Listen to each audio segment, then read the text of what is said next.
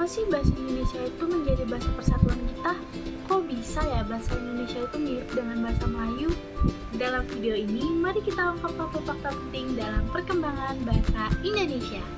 Bahasa Indonesia itu termasuk bahasa Austronesia yang tumbuh dan berkembang dari bahasa Melayu, atau dikenal juga dengan bahasa kepulauan yang menyebar sangat luas di berbagai nusantara.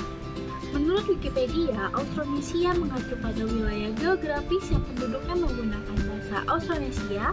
Wilayah tersebut mencakup Pulau Formosa, Kepulauan Nusantara, Mikronesia, Melanesia, Polinesia, hingga Madagaskar. Bahasa Indonesia dibagi menjadi dua rumpun utama loh. Yang pertama ada rumpun bahasa Austroasia yang meliputi bahasa Mon Khmer, Sakai, Mundai, atau Sapali.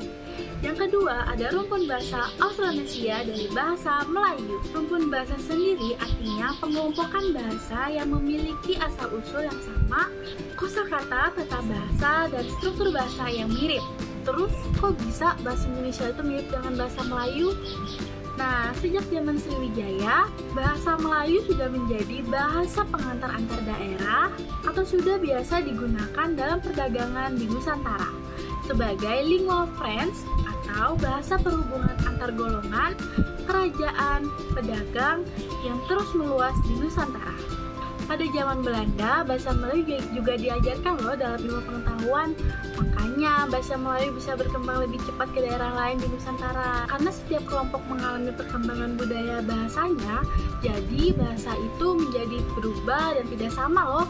Jadi untuk sejarahnya, pada awal abad ke-20 pada tahun 1901, seorang ahli bahasa bernama Van Ophuijsen menyusun ejaan resmi bahasa Melayu. Ejaan ini kemudian dimuat dalam kitab berjudul Logat Melayu.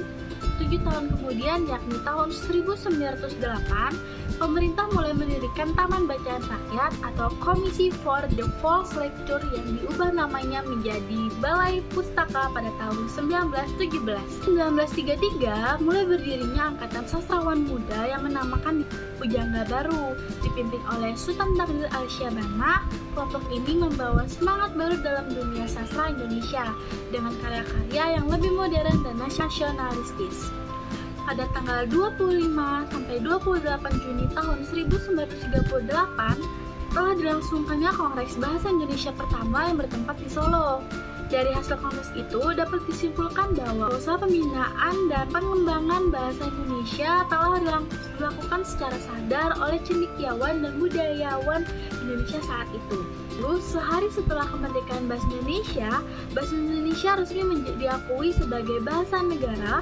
Hal ini tertuang dalam Undang-Undang Dasar 1945 pasal 36 yang disahkan pada tanggal 8 Agustus tahun 1945. Pada tanggal 19 Maret 1947, mulailah diresmikan penggunaan ejaan Republik atau ejaan Swandi sebagai pengganti ejaan Van Ophuijsen. Tekad bangsa Indonesia untuk terus menyempurnakan bahasa persatuan kembali diwujudkan dalam Kongres Bahasa Indonesia kedua yang bertempat di Medan, yang berlangsung dari tanggal 28 Oktober hingga 2 November 1954. Pada tanggal 16 Agustus, Presiden Soeharto meresmikan penggunaan ejaan bahasa Indonesia yang disempurnakan EYD melalui pidato kenegaraan, yang kemudian dikuatkan dengan keputusan Presiden nomor 57 tahun 1972. Pada tanggal 31 1972, Menteri Pendidikan dan Kebudayaan menetapkan pedoman umum ejaan bahasa Indonesia yang disempurnakan dan di pedoman utama pembentukan istilah resmi berlaku di seluruh wilayah Indonesia.